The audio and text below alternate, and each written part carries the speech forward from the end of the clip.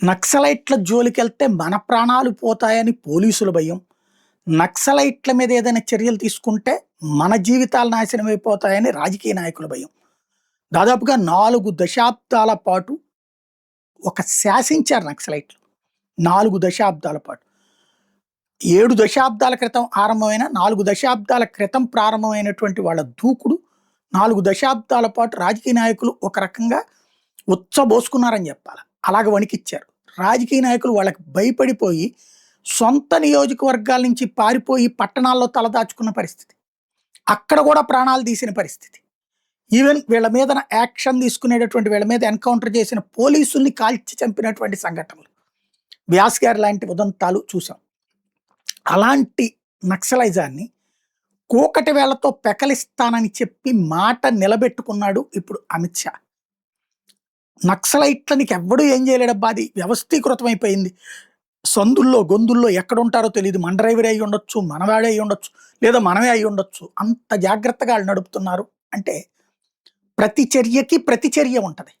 అది ఇక్కడ ప్రోత్సహించే తత్వాన్ని బట్టి ఉంటుంది, నిర్భయత్వాన్ని బట్టి ఉంటుంది, ధైర్యాన్ని బట్టి ఉంటుంది. అమిత్ షా ఏ భయము పడల, నిర్మోహమాటంగా నిర్దాక్షిణ్యంగా నక్సలిజాన్ని అణిచివేయాలని నిర్ణయించాడు. ఎందుకయ్యా అంటే గిరిజన ప్రాంతాల ఎదుగుదలకి నక్సలైట్లే ప్రతిబంధకాలుగా మారారు. వాళ్ళ పట్ల సానుభూతి కబుర్లు చెప్తూ వాళ్ళ దగ్గరికి ప్రభుత్వ సేవలు రానికుండా అడ్డుపడుతున్నారు. కేవలం వీళ్ళ మీద ఆధారపడి బ్రతికేలా తయారు చేసుకొస్తున్నారు. అలాంటి సిచ్యుయేషన్ నుంచి మార్చాలంటే ఖచ్చితమైనటువంటి అటాకింగ్ ఉండాలి. దానికి ఒక పకడ్బందీ ప్రణాళిక రచించాలి.